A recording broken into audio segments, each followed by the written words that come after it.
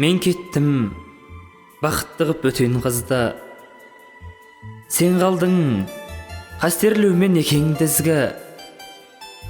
Адаспай, бір бақытқа жетсек деген, армандар алдапты ғой екеумізді.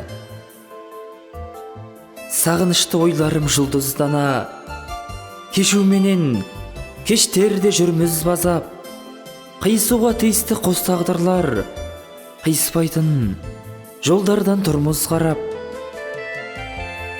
Сезімімді жасырып қоям ішкі, таппасам да жаныма таянышты.